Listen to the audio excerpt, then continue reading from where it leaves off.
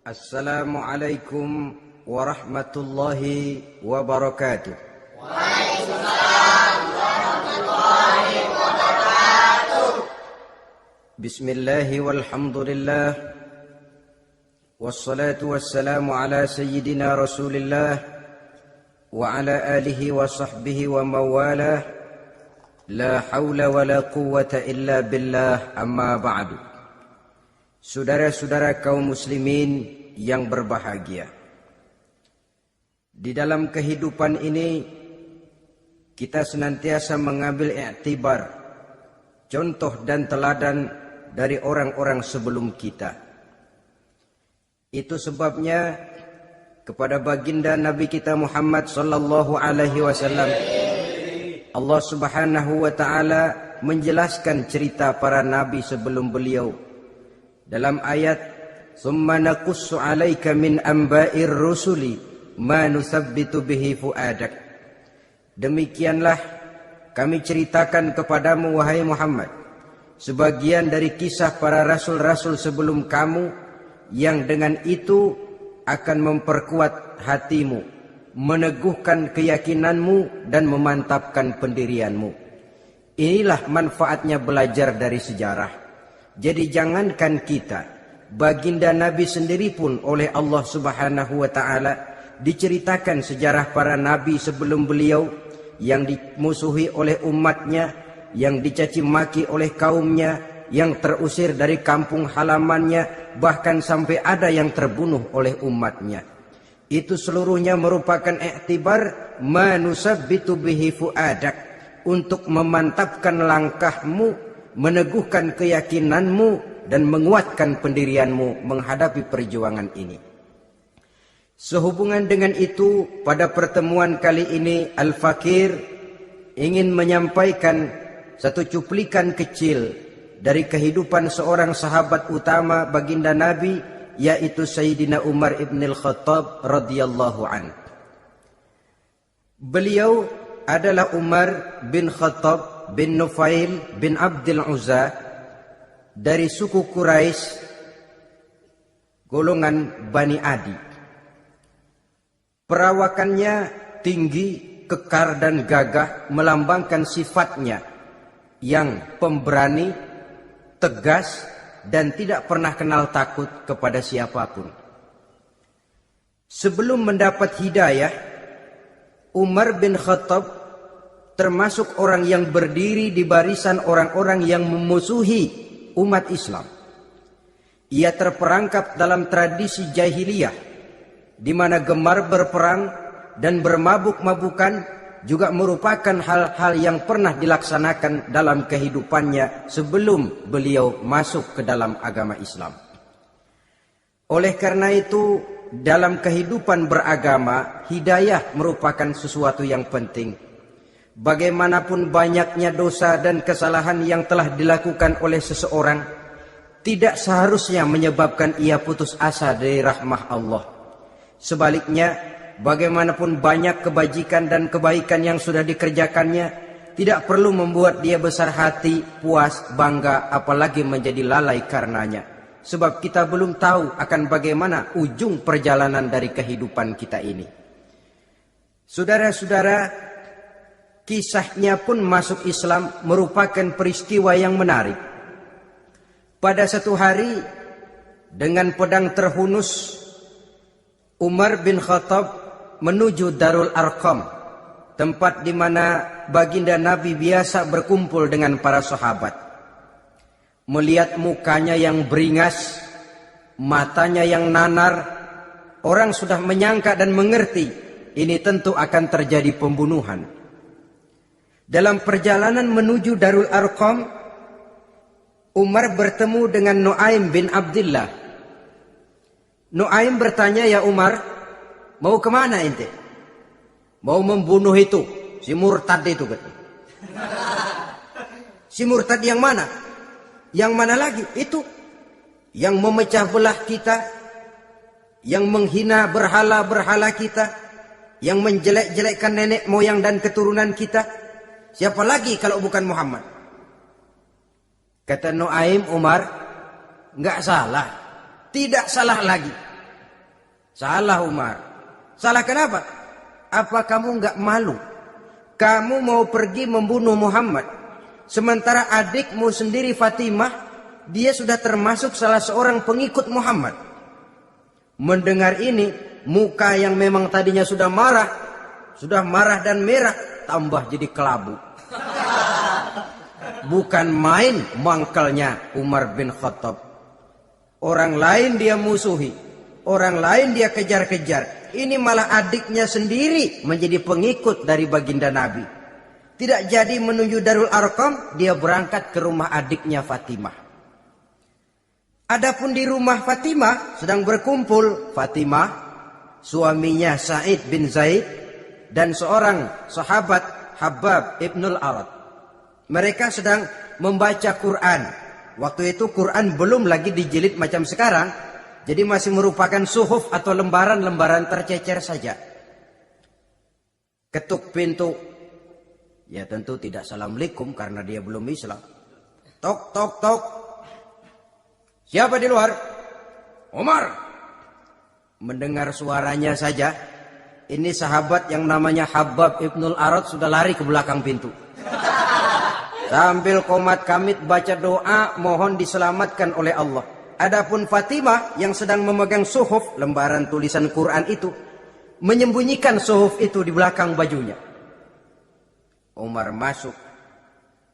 Fatimah, saya bang. Apa benar berita yang saya dengar? Berita apa itu bang? Bahwa kau sudah masuk Islam. Bang, andai kata Muhammad memang benar, bagaimana? Sudahlah jangan belit-belit. Jawab saja kau masuk Islam benar atau tidak? Ya. Saudara hadirin. Begitu dikatakan iya. Tangannya langsung melayang. Menampar muka adiknya ini. Sehingga mengalir darah dari hidungnya.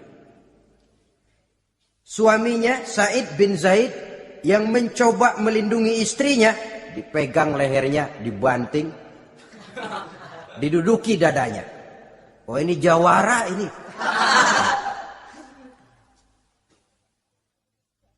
Namun pada saat sedemikian, suara kebenaran terpantul dari mulut Fatimah, adik dari Umar bin Khattab ini. Umar, apakah engkau memukul orang yang bersaksi bahwa tidak ada Tuhan melainkan Allah dan Muhammad Rasulullah? Apakah engkau menganiaya seseorang yang terpanggil untuk mengikuti kebenaran? Manusia macam apa engkau Umar? Saudara, memang dia orang keras. Tapi hatinya mudah menerima kebenaran. Sehingga mendengar kalimat adiknya ini tercenung dia sejenak. Melongok, bengong kata anak sekarang. Ini kalau tidak karena keyakinan yang mantap, tidak mungkin orang ini anak adik saya ini bicara macam begini. Umar, mengapa engkau memukul orang yang bersaksi bahwa tidak ada Tuhan melainkan Allah dan Muhammad Rasulullah? Mengapa engkau pukul orang yang mengikuti kebenaran menerima hidayah dari Allah? Begitu yakin dan mantapnya walaupun di tengah satu hal yang sangat menakutkan. Siapa yang tidak takut orang Quraisy berhadapan dengan Umar bin Khattab yang dikenal sebagai singa padang pasir pada waktu itu. Malahan dia termasuk salah seorang jagoan di tradisi masyarakat jahiliyah itu. Ada satu pasar yang namanya pasar Ukaz. Tiap tahun di pasar itu diadakan pesta. Pertama pertandingan syair. Jadi penyair waktu itu jadi kebanggaan. Syair-syair yang menang itu digantung di dinding Ka'bah. Jadi setiap suku akan bangga kalau mempunyai ahli syair yang hebat. Nah, lalu diadakan juga lah perlombaan balap kuda, memanah, termasuk gulat. Lah Umar ini tiap kali pertarungan mesti menang. Belum pernah ada yang berhasil mengalahkan dia. Jawara. Saudara-saudara, mendengar adiknya begitu mantap hatinya. Apalagi ketika adiknya berkata begitu, suhuf lembaran yang disembunyikan di belakang bajunya tersembul. Apa yang kau sembunyikan di balik bajumu itu? Suhuf. Apa suhuf itu? Lembaran Al-Quran. Coba saya lihat. Enggak boleh. Kenapa? Kamu kotor. Orang kotor tidak boleh megang Quran. Saya mau lihat. Enggak boleh. Kalau kamu mau lihat, mandi dulu. Diturutinya permintaan adiknya itu. Lalu diambilnya suhuf tadi. Dia baca. Kebetulan ayat yang dibacanya, ayat pertama dari surah Thaha, yang berlanjut dengan ayat 14 pada surah yang sama. Dia baca, Bismillahirrahmanirrahim. Thaha, ma anzalna ilaikal Qur'ana litashqa, illa tazkiratan liman yakhsha. Thaha, tidaklah aku turunkan Al-Quran ini untuk bikin sukar manusia, melainkan merupakan pengingat bagi orang-orang yang takut kepada Allah. Lalu pada ayat ke-14, Innani anallahu la ilaha illa ana fa'budni. Sesungguhnya akulah Allah, tidak ada Tuhan melainkan aku, maka hendaknya hanya kepadakulah kamu menyembah. Wa aqimis sholata li dzikri, dirikanlah salat untuk mengingat aku. Inna sa'ata atiyatun akadu ukhfiha litujza kullu nafsin ma tas'a. Sesungguhnya kiamat itu pasti akan datang, yang sengaja waktunya kami tidak beritahukan kepada kamu semua, untuk kami balas segala setiap orang tentang apa saja yang telah mereka lakukan dalam kehidupan di dunia ini. Setelah membaca ayat ini, gemetar tangannya. Ini sih nggak main-main ini. Ini belum pernah saya baca ajaran semacam ini. Tidak patut orang yang mempunyai kitab suci semacam ini dimusuhi. Ini sesuatu yang benar, tergetar jiwanya. Hei Fatimah, Muhammad di mana Muhammad? Saya tidak akan memberitahu kepada kamu. Di mana? Saya tidak akan memberitahu. Lebih baik kau bunuh saya kalau memang maksudmu mau mencelakakan Muhammad. Sama sekali saya tidak akan mencelakakan dia, Fatimah. Kasih tahu saja, di mana dia? Darul Arqam. Bergegas dia menuju Darul Arqam. Di dalam Nabi memang sedang kumpul dengan para sahabat. Termasuk ada Sayyidina Hamzah yang juga terkenal jawara juga. Ketuk pintu. Ketuk pintu. Siapa di luar? Umar. Di dalam ini geger sebagian sahabat. Umar datang ini pasti bencana. Umar datang, wah kalau istilah kampung kerok dan urusan. Tapi baginda Nabi menenangkan mereka. Tenang, mudah-mudahan ada hikmahnya. Sayyidina Hamzah tampil, bukakan dia pintu. Kalau niatnya baik, kita terima. Kalau niatnya tidak baik, saya paling depan. Dibukakan pintu. Begitu dibukakan pintu, Umar masuk merangkul baginda Nabi. Kemudian dengan tersendat, Ashhadu an la ilaha illallah wa ashhadu annaka ya Muhammad Rasulullah. Saya bersaksi tidak ada Tuhan melainkan Allah, dan saya bersaksi bahwa engkau hai Muhammad adalah utusan Allah. Sahabat takbir semua, Allahu Akbar, Allahu Akbar. Kegembiraan meliputi suasana ketika itu. Kenapa? Karena sebelumnya dikala Umar belum masuk Islam, dia merupakan ganjalan yang paling dikhawatirkan oleh umat Islam. Setelah dia masuk Islam, jelas merupakan satu keuntungan yang sangat besar. Dan dia tertarik kepada Islam bukan karena bujuk rayu orang, tidak karena diberikan harta, tidak karena diiming-iming oleh kedudukan tinggi, tapi karena kebenaran, hidayah menembus hatinya melalui wasilah ayat dalam surah Thaha yang dibacanya melalui suhuf yang dipegang oleh adiknya tadi. Sejak saat itu berubah 180 derajat Umar bin Khattab radhiyallahu anhu. Tetapi tetap dengan sifatnya keras, tegas, dan tidak pernah kenal takut kepada siapapun. Cuma kalau sebelum Islam, dia kerasnya kepada Islam. Setelah dia masuk Islam, muter arah. Kepada siapapun yang memusuhi Islam, dia bersikap keras, tegas, dan tidak pernah kenal takut. Bahkan setelah beliau masuk Islam, satu hari ketika di Darul Arqam kumpul-kumpul, waktu itu Nabi belum berdakwah secara terbuka karena pengikut masih sedikit. Sayyidina Umar usul, ya Rasul, ada apa Umar? Alasna alal haq fi mamatina wa mahyana. Ya Rasul, bukankah kita ini berdiri di atas sesuatu yang benar? Bukankah mati kita, hidup kita untuk melaksanakan sesuatu yang benar? Bala ya Umar, betul Umar. Wallazi nafsi biyadih, innakum la'ala al-haq in muttum wa in hiyitum. Demi Allah Umar, kata Nabi, sesungguhnya kamu dan kita semua berdiri di atas kebenaran, hidup ataupun mati. Setelah mendapat jawaban begini, Umar masuk kepada tujuan pembicaraannya. Izan ya Rasul, fafimal ihtifaq. Kalau memang begitu ya Rasul, kalau memang kita yakin kita berdiri di atas kebenaran, kita hidup karena kebenaran, kita mati pun memperjuangkan kebenaran, fafimal ihtifaq. Kenapa mesti ngumpet-ngumpet? Kenapa harus sembunyi-sembunyi? Wallazi ba'asaka bil haqq, demi Allah ya Rasul, la takhrujanna wa la nakhrujanna ma'ak. Tuhan harus keluar menyampaikan Islam ini secara terbuka, dan kami akan mendampingi Tuhan dengan segenap jiwa dan raga.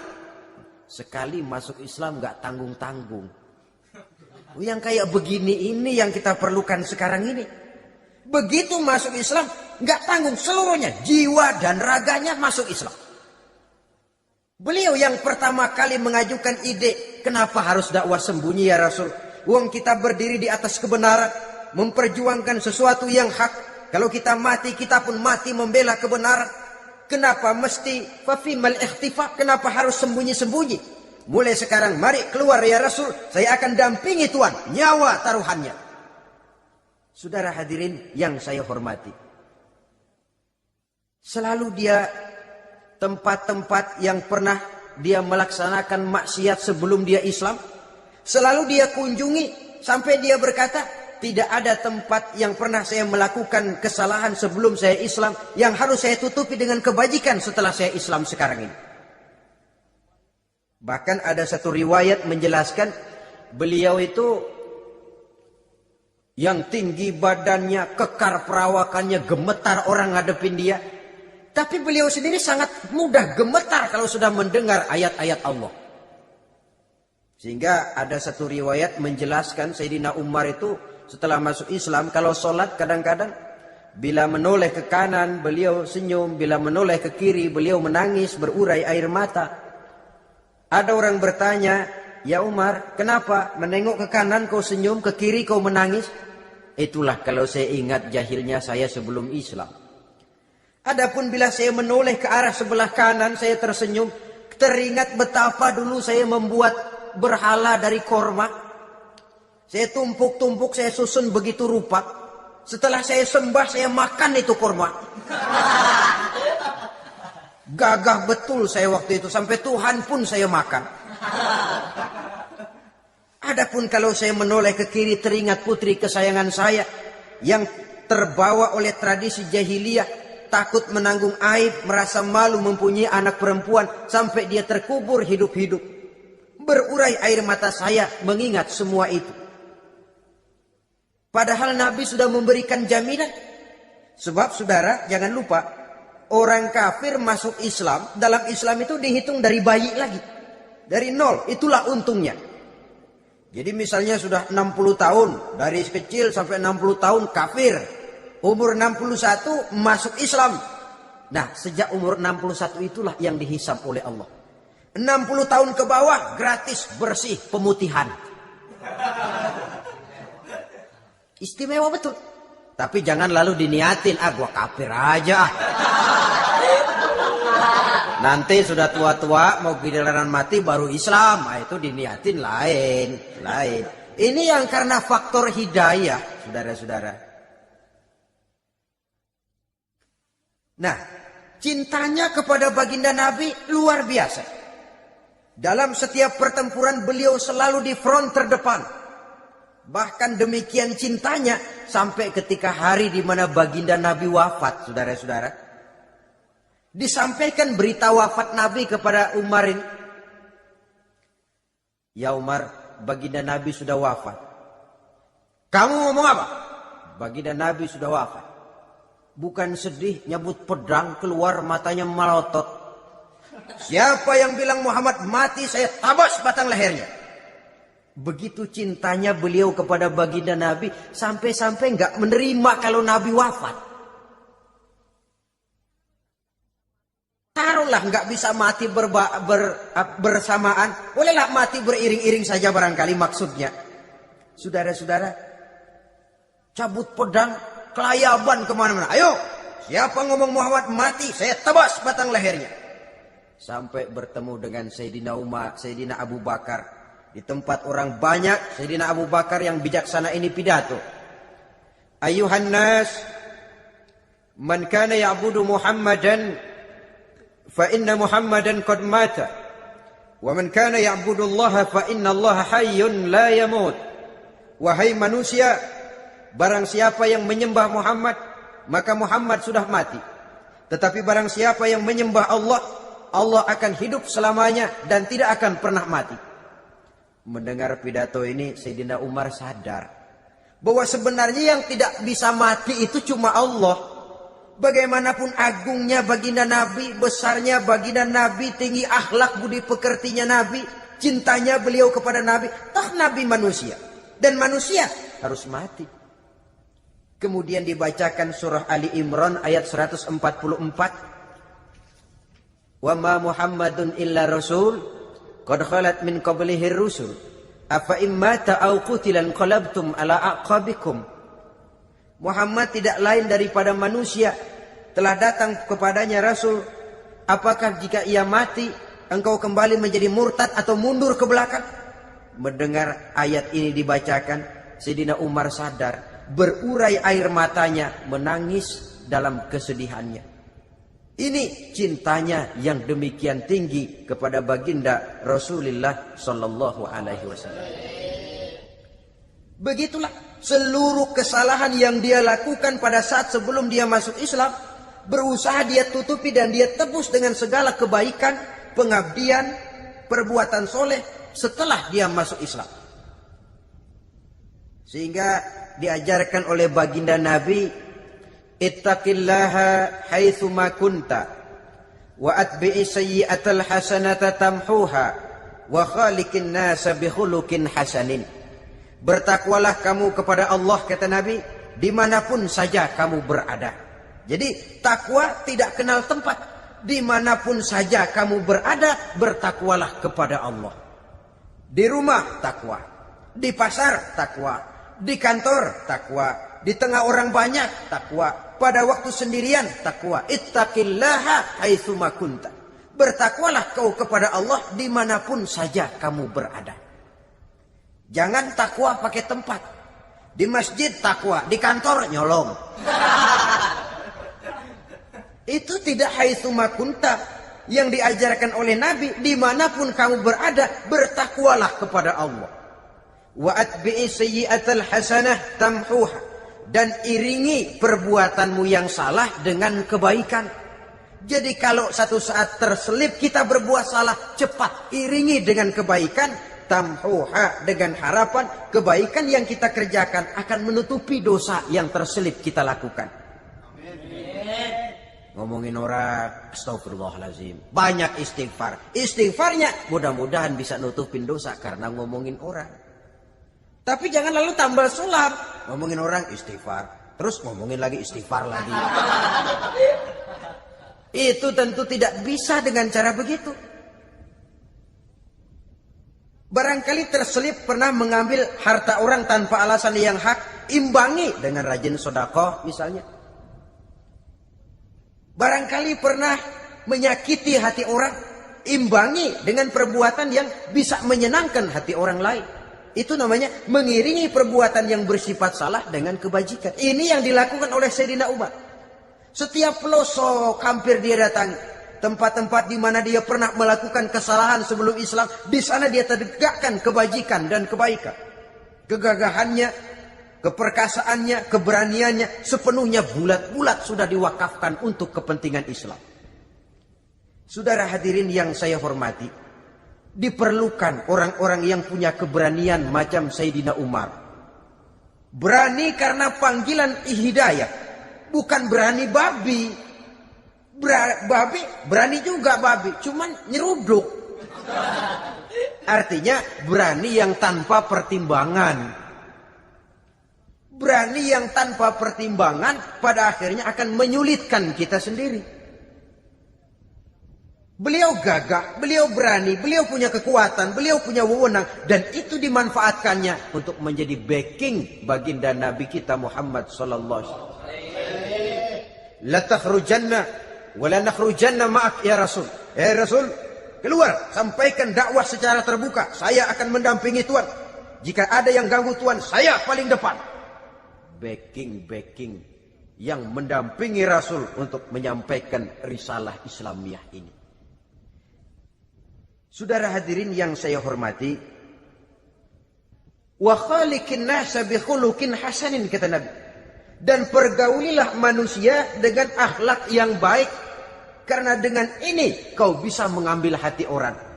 Dalam hadis lain katakan, innakum la tas'una an-nasa bi amwalikum walakin yas'uhum minkum bastul wajhi wa husnul khuluq.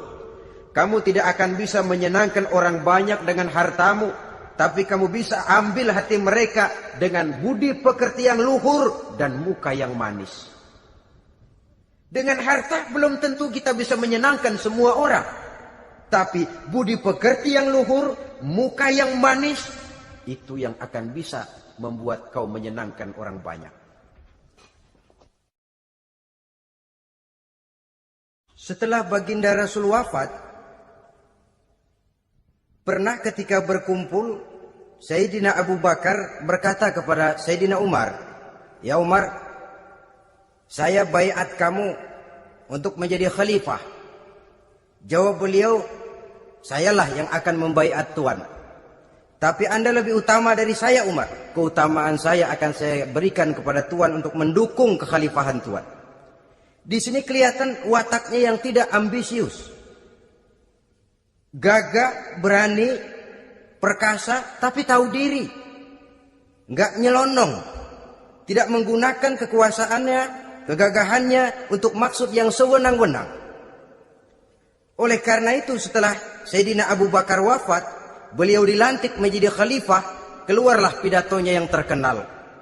Ayyuhan nas, inni qad wullitu alaikum walastu bi khairikum.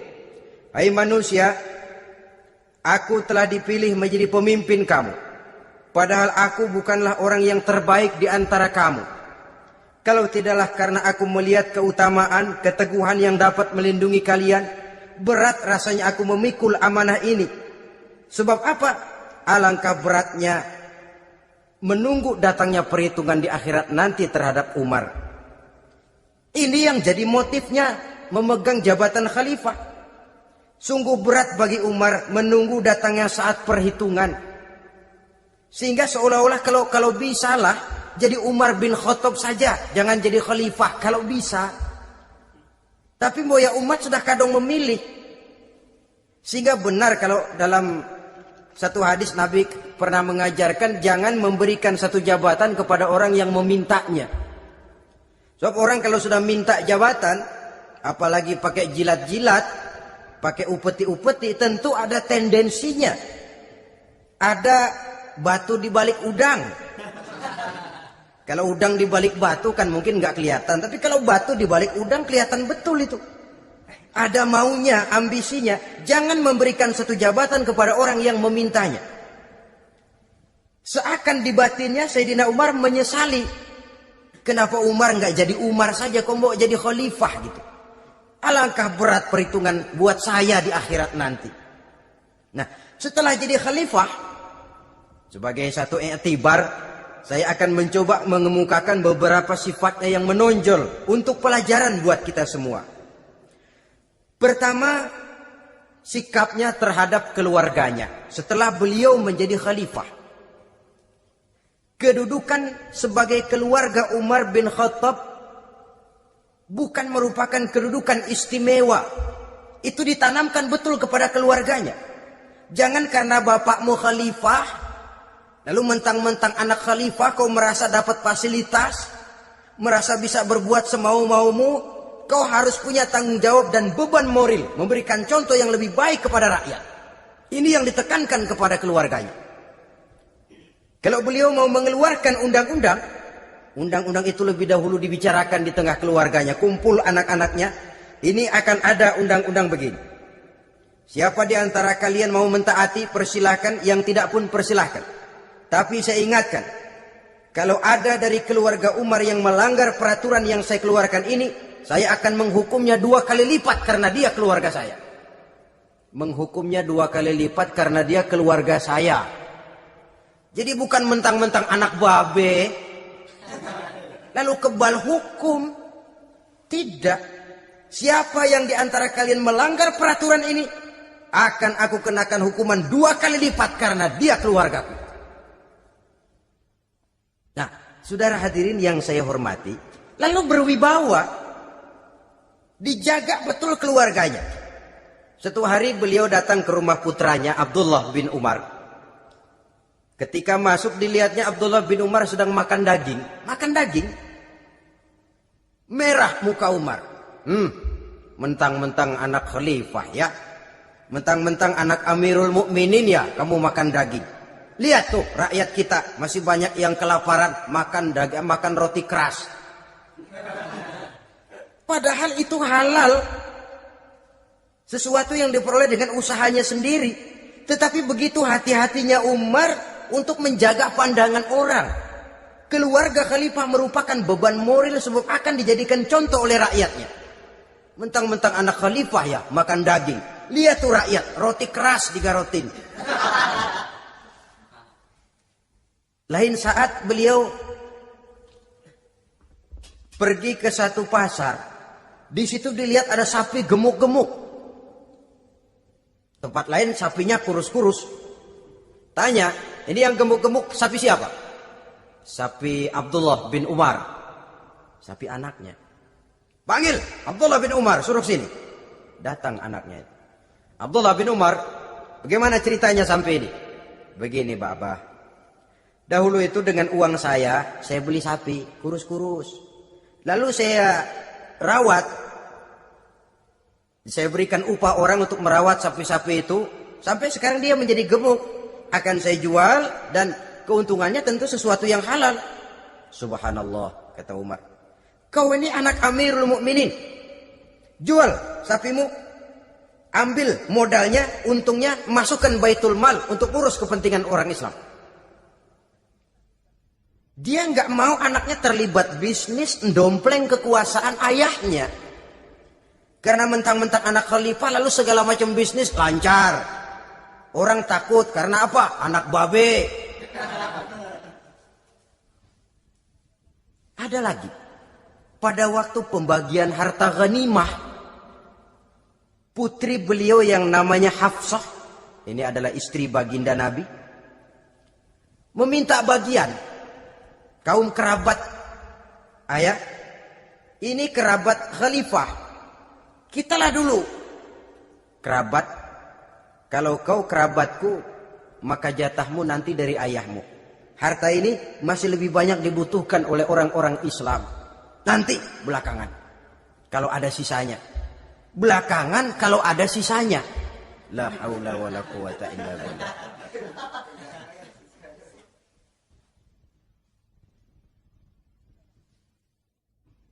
Saudara hadirin, itu terhadap keluarganya. Kemudian apa sifat-sifat yang menonjol dari kepemimpinannya? Pertama, kesederhanaannya. Beliaulah satu-satunya khalifah, Amirul Mukminin, setingkat presiden kalau sekarang, yang punya jubah cuma 2 dan 1 pun punya anaknya.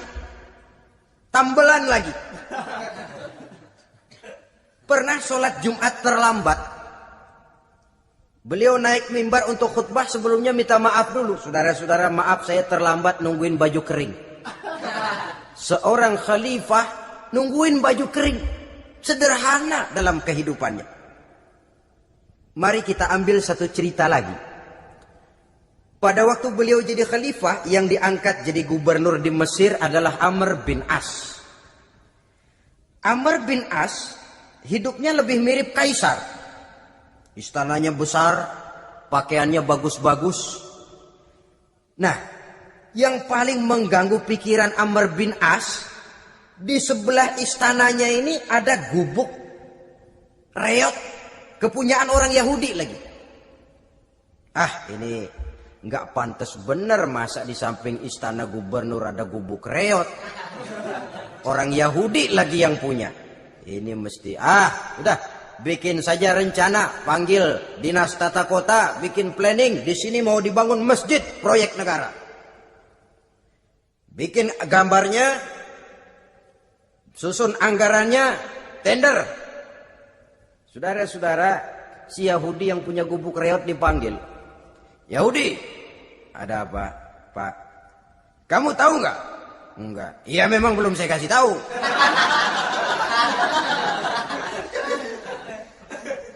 Ada apa, Pak? Itu kamu punya gubuk. Tahu, kena proyek. Proyek apa, Pak? Kami mau bangun masjid besar di situ. Dan tidak sesuai ada gubuk reot di samping tempat gubernur. Jadi maksud Bapak, gubukmu, tanah-tanahnya mau saya bebaskan. Saya beli. Enggak mau, Pak. Saya enggak mau jual. Saya bayar 2 kali lipat. Enggak mau. 3 kali lipat. 6 kali lipat juga enggak mau, Pak. Saya dari muda peres keringat banting tulang cuma segitu-gitunya, Pak, tempat saya tinggal. Gubuk reot sama tanahnya sedikit. Makmur saya, Pak, cuma rumah sama sumur.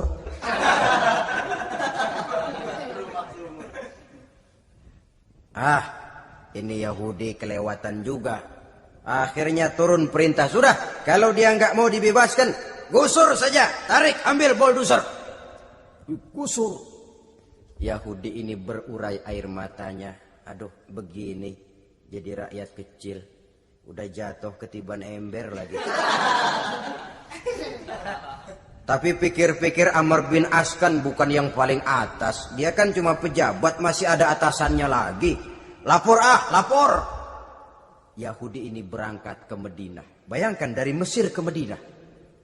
Jalan.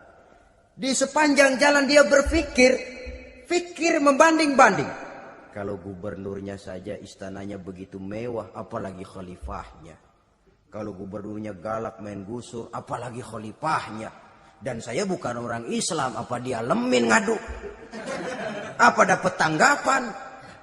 Berangkat dia sambil harap-harap cemas. Sampai di pintu kota Madinah, dia temui orang lagi tidur di bawah pohon korma.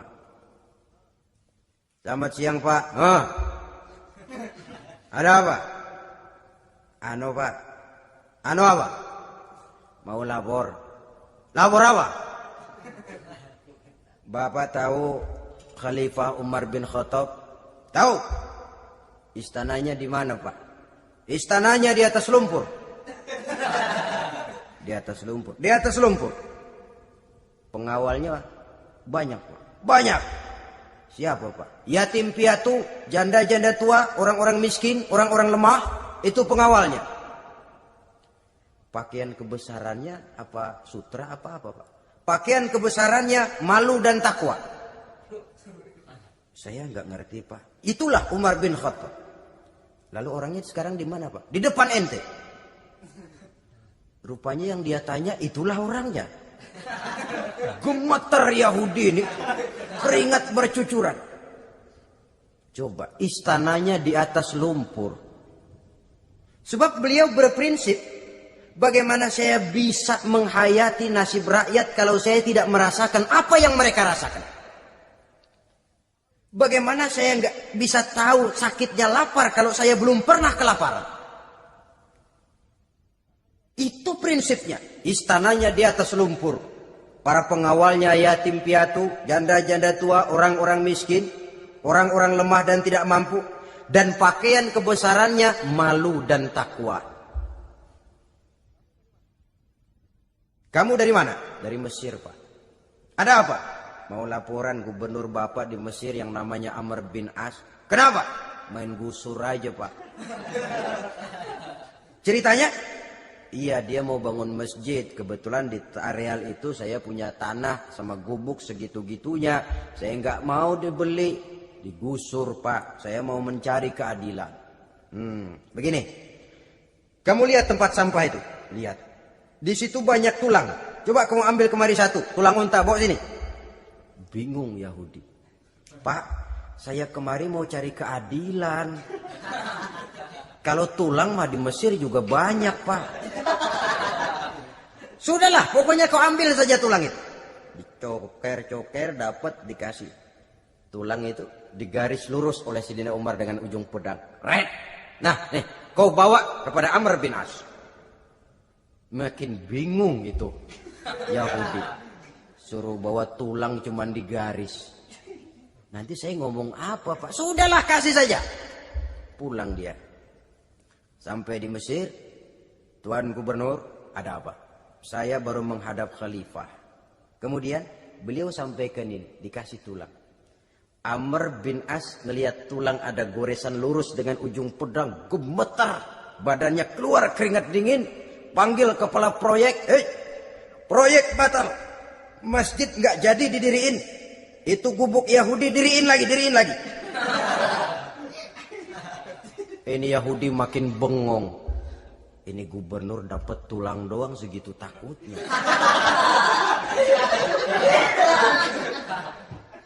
Ada apa sebenarnya Tuan Gubernur? Kamu tahu, ini nasihat pahit buat saya dari Amirul Mukminin Umar bin Khattab.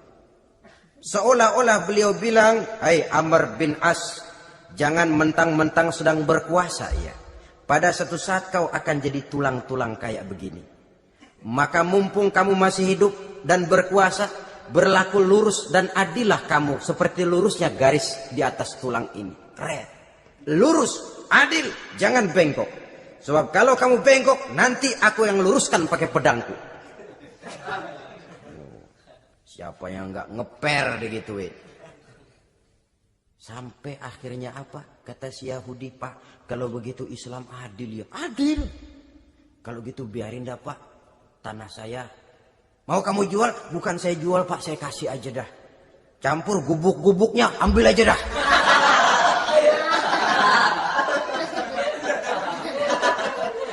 Masuk Islam si Yahudi ini oleh karena keadilan dari Umar bin Khattab. Begitulah kesederhanaan hidupnya. Sampai saudara, yang ironi betul, pernah Utsman bin Affan, Ali bin Abi Thalib, Thalhah dan Zubair kumpul mendengar berita bahwa Sayyidina Umar ini punya hutang. Bayangkan, seorang khalifah untuk melangsungkan hidupnya sampai punya hutang. Padahal Baitul Mal di bawah kekuasaannya. Berunding Utsman, Ali, Thalhah, Zubair. Kalau kita langsung ngomong sama Umar nggak enak dong, dia nggak bakalan terima. Lewat putrinya aja, Hafsah deh. Baik. Hafsah ngomong sama Umar, Abah, kenapa? Bagaimana kalau honor Abah ditambah, ditingkatkan supaya hutang bisa ketutup? Hafsah, saya Abah. Siapa yang nyuruh kamu ngomong begitu? Enggak ada. Ada. Saya tahu ada ini. Kalau enggak ada, kamu enggak mungkin ngomong begitu. Tapi orangnya kalau saya tuntut, mereka mungkin enggak mau. Sekarang saya mau tanya Hafsah. Kau kan istri Rasul. Betul. Nah, saya mau tanya. Suamimu makanannya apa? Daging? Bukan. Roti. Tempat tidurnya kasur empuk? Bukan. Kain kasar yang kalau musim panas kami bentangkan, kalau musim dingin separuh buat tidur, separuh buat selimut. Pakaian yang dibelikan untukmu berapa banyaknya? Cuma 2. Nah, itu guru saya. Orang yang paling saya cintai dan itu yang saya ikuti. Bahkan setelah beliau wafat, Sayyidina Umar ini hutangnya ditanggungkan kepada anaknya Abdullah bin Umar dan itu pun dilunasi dengan menjual rumahnya. Sehingga rumahnya itu disebut Darul Qadha, rumah bayar hutang. Begitu kesederhanaannya. Jadi nggak pakai aji mumpung jadi khalifah lalu kayak ikan gurita, tangan yang mana aja megang. Itu kan mental monyet. Monyet itu kan begitu. Tangan megang kiri kanan, mulut ngawal, kaki megang, temennya dikasih masih ngerampas juga. Monyet rakus betul itu. Itu kesederhanaannya. Kenapa kesederhanaan ini timbul? Karena sikap zuhudnya. Zuhud itu tarkud dunia li ajlil akhirah. Orang yang mengambil dunia hanya yang diperlukan dengan lebih mengutamakan kehidupan akhirat. Watak zuhudnya yang sangat menonjol. Dialah pahlawan yang paling berani di medan perang. Dialah imam yang paling khusyuk di masjid. Dan tidak jarang kalau sholat sendiri, begitu membaca ayat yang menceritakan neraka, nangis berurai air matanya. Saudara hadirin ma'asyiral muslimin rahimakumullah. Jadi kesederhanaan dan kezuhudan ini bukan lewat teori disampaikan oleh Umar. Bukan lewat penataran seluruh aparat, tidak. Lewat contoh konkret, inilah saya, contoh sederhana dan zuhud. Bagaimana saya akan bisa merasakan penderitaan rakyat kalau saya sendiri tidak pernah menderita? Bagaimana saya akan tahu sakitnya lapar kalau saya belum pernah kelaparan? Maka tanpa penataran, tanpa upgrading segala macam, berhasil karena prinsip keteladanan. Beliau jadi contoh utama. Dan sumber utamanya tentu tidak lain karena contoh dari baginda Nabi besar Muhammad SAW. Dua, sederhana. Yang kedua, zuhud. Yang ketiga, sifat yang menonjol dari kekhalifahannya adalah adil. Kalau sudah bicara soal hukum, dia tidak pernah kenal kompromi. Adalah seorang pemuka Nasrani masuk Islam. Namanya Jabalah bin Aiham. Ketika dia bikin haji, kain ihramnya keinjak orang Arab yang hitam. Baduy. Jengkel. Dia merasa bekas tokoh. Enak aja nih orang udah jelek nginjak lagi. Ditempeleng orang tadi. Orang ini lapor kepada Umar. Panggil Jabalah bin Aiham. Panggil. Kau ditampar? Betul Khalifah. Tampar dia. Tampar lagi. Dipukul orang itu. Di depan Sayyidina Umar. Jadi tidak karena kau ini bekas kepala suku, kau ini bekas orang terhormat, lalu ada kebijaksanaan yang tidak bijaksana. Kebijaksanaan yang akhirnya jadi tidak bijaksana. Dan itu memang sudah dimulai dengan memblokir keluarganya. Tidak satu keluarganya pun yang boleh mempunyai perasaan bahwa menjadi keluarga khalifah merupakan fasilitas dan keuntungan. Kau jangan makan di atas punggungku. Kau jangan menikmati fasilitas di atas keringatku. Dan tidak ada keinginan mewariskan jabatan khalifah kepada anak-anaknya. Pernah beliau musyawarah. Saya bingung. Kenapa khalifah? Gubernur Kufah ini sulit nyari orang. Diangkat yang lemah, rakyat ngeluh. Diangkat yang keras, rakyat juga ngeluh. Ada calon khalifah. Kalau ini mah nggak salah lagi nih buat gubernur Kufah. Siapa? Abdullah bin Umar. Anak beliau sendiri. Melotot matanya. Jangan macam-macam kau. Cukup satu orang Umar memegang jabatan ini. Kalau berhasil, kami keluarga Umar sudah merasakannya. Kalau gagal, cukup kegagalan seorang Umar. Tidak berusaha mengorbitkan anaknya. Wah, anak babeh diangkat jadi ano. Tidak, malah diblokir. Cari yang lain. Tapi Abdullah bin Umar cukup syarat ya khalifah. Dia orang bertakwa dan soleh. Yang takwa dan soleh bukan cuma anak Umar. Anak orang lain juga banyak yang takwa dan soleh. Itu prinsipnya. Sehingga ketegasannya ini membuat orang jadi sungkan. Dan tidak seorang pun berani kirim-kirim upeti hadiah. Pernah itu ada pejabat dari Azerbaijan kirim makanan. Kue, mending apa? Kue. Gitu dicicipi enak. Enak juga ya kue ini. Enak khalifah. Ini di sana apa makan rakyat biasa? Bukan, ini makanan orang-orang fake. Nah, dibungkus lagi itu kue. Dibungkus. Ontamu mana? Di luar. Ambil, bawa pulang, serahkan lagi kepada gubernur di sana, kasih tahu salam dari Umar bin Khattab. Kenyangkan dulu rakyat dengan makanan seperti ini. Kita belakangan. Jadi kalau rakyat lapar, saya orang pertama yang akan merasakan kelaparan. Tapi kalau rakyat makmur, biarlah saya menjadi orang terakhir yang kenyang. Kan bagus prinsip itu. Jikalau rakyat kelaparan, saya akan jadi orang pertama yang merasakan lapar. Tapi kalau rakyat makmur, biar saya jadi orang terakhir yang kenyang. Jangan dibalik. Pada saat rakyat kelaparan, dia kekenyangan. Dan selanjutnya, sikap keadilannya ini saudara-saudara menyebabkan hukum lalu jadi berwibawa. Pernah beliau jalan-jalan di lorong kota Madinah di tempat yang namanya Harah bersama Aslam. Ada ibu-ibu, anaknya nangis. Lapar mah, sabar dikit lagi matang katanya. Emang tuh ibu lagi ngerebus, bunyi air ngegulak, luguk. Umar lihati dari jauh, belum juga matang.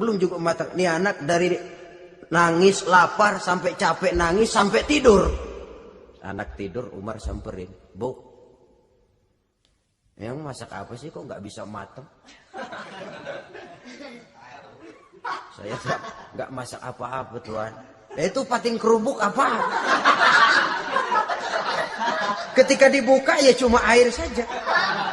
Subhanallah, ibu sudah ngebohongi anak ibu sendiri. Habis harus bagaimana Tuan? Saya sudah nggak punya makanan untuk dimasak. Sementara perut nggak kenal kompromi. Jalan satu-satunya ya terpaksa anak saya bohongi. Saya bilang sebentar lagi matang sampai dia tidur sekarang ini. Memangnya Khalifah Umar gimana sih ngurusi rakyat? Subhanallah, dia orang zalim. Dia yang memegang urusan kami, tapi dia nggak tahu nasib saya. Anak kelaparan, keluarga terlantar. Oh begitu. Iya, zalim betul Umar bin Khattab itu. Kalau begitu ibu tunggu sebentar. Dia pulang bersama Aslam menuju Baitul Mal. Dia ambil tepung 1 karung, dipikul sendiri. Dipikul sendiri, kata Aslam, ya Khalifah biar saya yang bawa. Jangan. Kenapa Khalifah? Apa kau kira kau sanggup mikul dosa saya di akhirat nanti? Biar saya yang mikul sendiri. Dia bawa ke tempat tuh ibu-ibu. Dia masakin sendiri. Nah Bu, sudah matang, persilakan masak. Makan. Alhamdulillah Tuan. Mudah-mudahan Allah memberkahi Tuan. Tuan lebih baik dari Umar bin Khattab yang zalim itu. Memang sebenarnya Tuan siapa, kata tuh ibu? Saya, iya. Saya ya Umar bin Khattab yang ibu bilang zalim itu. Gemetar si ibu. Tapi memang peka dan menghargai kritik orang. Tidak membungkam setiap orang yang nadanya sumbang atau berbeda. Kadang beliau berkata, saya khawatir karena orang terlalu segan dengan saya lalu nggak ada yang berani negur kalau saya salah. Kan begitu biasanya. Karena sudah terlalu segan lalu semuanya orang mau diaminin saja. Asal dibilang nggak benar marah, jengkel. Lalu disingkirin, maunya diiyain, ingge kula nuwun. Oke bos. Beliau bilang saya khawatir kalau tidak ada orang yang mau menegur kesalahan saya jika saya terlanjur nanti. Tahu muncul orang, demi Allah, saya akan menegur Tuhan dengan pedang saya ini. Cerah mukanya, senyum bibirnya, alhamdulillah. Anak muda, saya memerlukan orang macam kau. Yang berani berkata ya terhadap yang benar dan tidak terhadap yang tidak benar, apa dan bagaimanapun resikonya. Di sini kelihatan sikap beliau menghadapi orang yang berbeda pendapat. Keadilan, keberanian dan ketegasan, cepat menerima kebenaran, merupakan serentetan dari sifat-sifat utama beliau sejak masuk Islam sampai menjadi khalifah yang kedua. Bahkan dengan jasa beliau, Islam kemudian tersebar, menembus dinding Jazirah Arabia, memasuki Bizantium dan Persia, sehingga beliau juga dikenal sebagai periode Al-Futuhat Al-Islamiyah. Nah, saudara-saudara, inilah cuplikan kecil dari kehidupan seorang agung dan besar yang memang sangat terbatas kata-kata untuk melukiskan kebesaran itu. Namun yang secuplik ini mudah-mudahan menjadi sumbangan moral dalam rangka kita memperbaiki diri menuju kehidupan yang lebih baik. Terima kasih banyak atas segala perhatian. Mohon maaf atas segala kekurangan. Usikum wa nafsi bitaqwallah. Wassalamualaikum warahmatullahi wabarakatuh.